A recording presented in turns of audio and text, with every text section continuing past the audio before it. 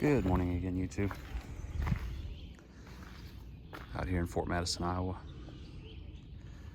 Gonna work with the BNSF guy.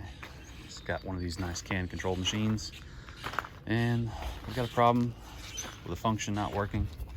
So we're gonna see if we can figure out why that function's not working. He's been doing a lot of testing, trying to figure out what's what, why it's not working.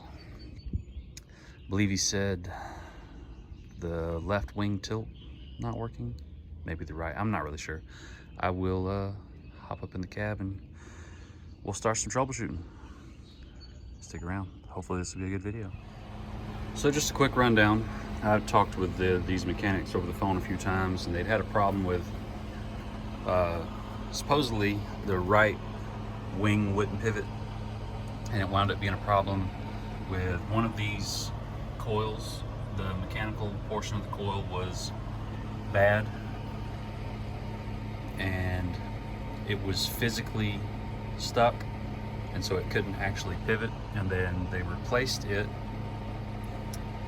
I think they replaced the coil, or they replaced the valve section, or the entire valve bank. I will find out later in the video, and we'll update you on that. And so anyway, after they replaced that, and it kind of looks like they replaced the whole valve bank. This is all the new stickers. Then the left wing wouldn't pivot, and it was throwing all sorts of codes. And so then they replaced that coil, and then this MUR block let out some smoke, and then this MUR block started showing different light patterns than it was supposed to. And so now here we are. We're gonna see if we can figure out the exact cause of all of this dilemma and get these guys up and going again. So if you've watched any of my videos before, you've seen these are can controlled ballast regulators with a PVE type valve bank. And but this was one of the first ones that we ever put out, one of the first 5. They were all built the same, and they are a little bit different from the rest. So yeah, this should be a good one. So we get everything turned on. We come here and look, showing some engine faults, but those are not going to have anything to do with our CAN system. So the only CAN faults we got are input module, MUR module 0, MUR module 1. MUR modules are the little black, these things right here. This one's obviously spare. And one of these is unplugged on purpose right now. So we'll get some stuff looked at and see what's going on. So what's hard to see, I know you can't see in the reflection because of the sunlight, but anyway, I've got the screen flipped around where I can see it from out here, and with this connector here unplugged, it goes right here in that open space for the right hand valve bank CAN control for the PVG controllers. And if you follow them, they basically, it goes in there, and then they just kind of loop across to the end down there. And on the end, there is a gray cable right there that runs across here to where I have it unplugged, and it plugs into this MUR module. And so what I'm noticing is this. Now it's gonna be kind of hard for me to get this where you can see it because I've only got 2 hands. But if I connect one lead to this top right here, so I connect one lead here. Let's see if I can get this to hold in place with this hand. Well, you just won't be able to see it. If I get one lead there, and then one lead on ground, I get 80 ohms of resistance in that top right. So now if I take this and plug it back up,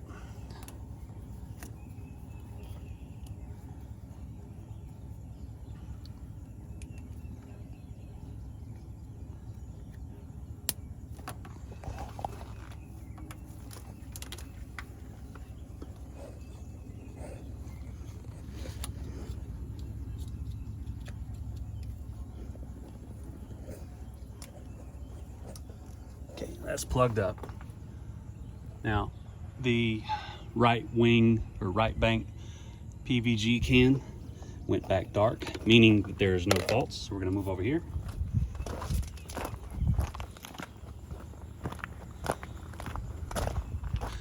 So these wires should follow the same pattern all the way across. So we come back over here to this top right. If I check here for ground, let's see. I have an open loop circuit on this top right connector here, right here. But if I check this bottom left, I get 458, 460 ohms of resistance, or 0.459 kilo ohms. So if I switch over here to voltage, and I check for voltage again on this top right, let's see what I get right here. I get 24 volts. So that tells me that somewhere between here and the other end of that valve bank, these wires are swapped. Let's see if we can narrow down exactly where that happens and go from there.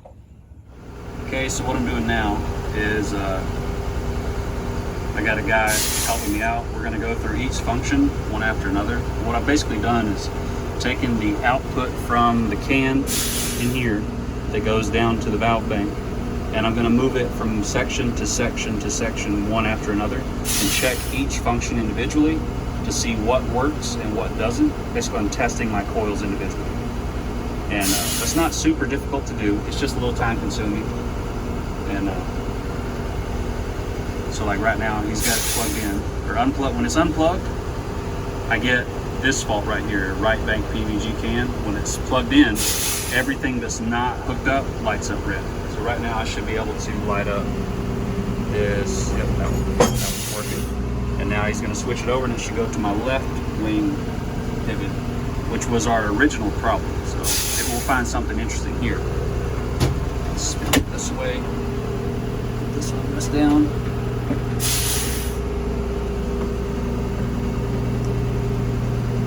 So because this is a CAN module, when that one connection is put into each individual section, it doesn't mean that that one joystick function will make that function, each individual function, work like it would in a normal system. It's still node addressed, and it's still going to make it work that way. Okay, now that function is working. Let's pivot. Next one should be wing extension. So he gets that one hooked up.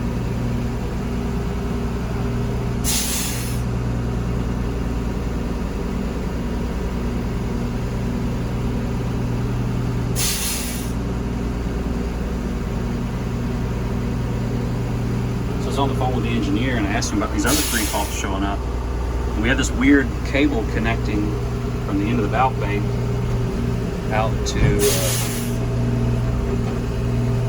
sorry, I'm checking that function out. Out from the end of the valve bank to one of the MER modules. And when we plugged it in, we would get this right bank PVG can fault would show up like it's showing now. He's got to plug it in. But whenever everything was hooked up the way it was originally from the factory, that would light up, and these 3 are lit up. So I was talking to the engineer, and he seems to think that either there's some corrosion somewhere giving us some high resistance, or something to that effect is giving us a high resistance to these 3 MER modules out of that right valve bank.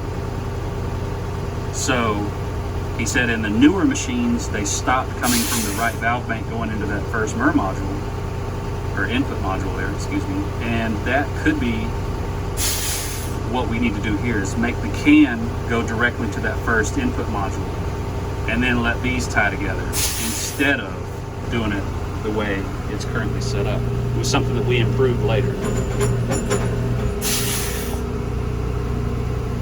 So that could be the whole problem, is that we need to tie from the can, one of these, I think it is this one. Honestly, I don't have it memorized. I think it is from here directly to the input module. And hopefully that's the fix. Okay. So I just checked my last function. Now all of the functions will work individually. So now we're going to hook up a couple of them at a time and see what we actually get. Well, we got to messing around with it and we figured out that this cable up here, the one with the blue on that gray cable right there, that one was flipped backwards. And so from the way the CAN system rolls into the valve bank, the power and ground are on pins 3 and 4, I think. I honestly don't remember, but they're in like either 1 and 2 or 3 and 4, and then CAN high and lower on the other side. But when you go into one of these modules, it changes location. So you can see on the back here, we figured this out. You see in 1, 2, 3, and 4 is power, CAN high, ground, and then CAN low.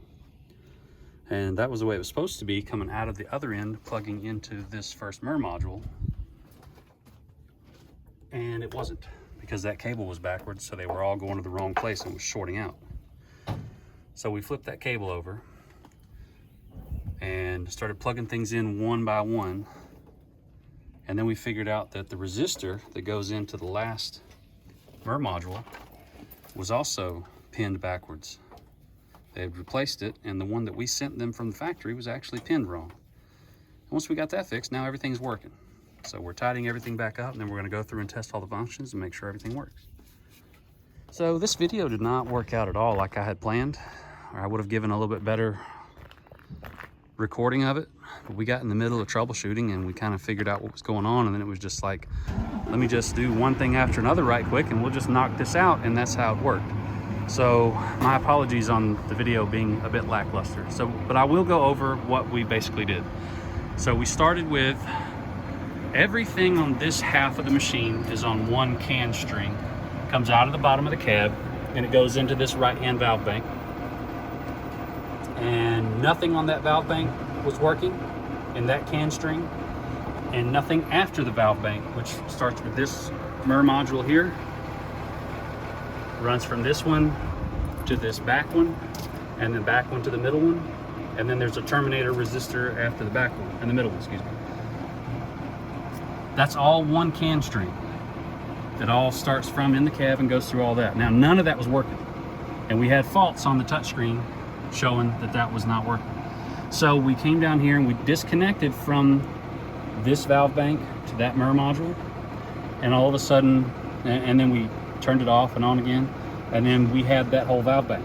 Everything on it was working. As soon as we would plug up that MIR module, it would go away. So we started doing some testing and testing and testing, and then we figured out, okay, the power and ground are on the wrong pins going into that other MIR module, and that's when we took that cable that runs from the end of that valve bank into that MIR module CAN, and we just flipped it over. And then we had that MIR module. Or actually, then we were still shorted out, so we were still not having that MIR module. So then I came back here and disconnected these two MIR modules and just connected the front one, and then we got it back. And then we tested it, and everything on that MIR module was working. So then I came back here and plugged in the next one in a row and figured out that it was also wrong, that it had been plugged into the wrong end. Let's see, I don't have the spare one now, but if you look inside here, you'll notice that there is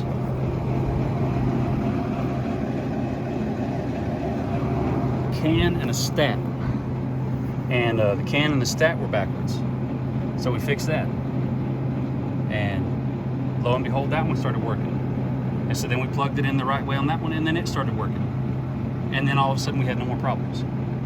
And so that's when we figured out, okay, a lot of the problem was one of the mechanics, he put a little too much dielectric grease in it, and it was kind of creating a little bit of continuity from that CAN signal, because that's just ones and zeros, and although voltage won't go across it, some signal will go across dielectric grease. So we cleaned all that out and we put it all back together, and now everything's working like it's supposed to. And so if you ever are working on something like this and you want to seal it up better, there is a rubber grommet around the outer ring of the connector, and that's where you put your dielectric grease. You don't put any down near where it can contact the pins, okay? And once all that was straight, it's all sealed up now, it's all working like it's supposed to, as you can tell, because now we have our wings up and stowed like they're supposed to be, and everything is working. And we tested all the functions. Plow goes up and down, the locks are working, the horn works, the broom comes on, it even senses the speed of the broom. Everything's working exactly like it's supposed to. So, to go over it one more time, if you ever have a problem on a machine that is CAN controlled, you can start by plugging in one function and testing that function. And if it works, you know that it's good. And then you add another function, and you just keep adding one function at a time until you get the whole system back in. And when you plug in one function and everything stops working, you know there's a problem there. And you can troubleshoot one problem at a time that way, instead of trying to figure out a whole system all at once. It keeps you from getting overwhelmed.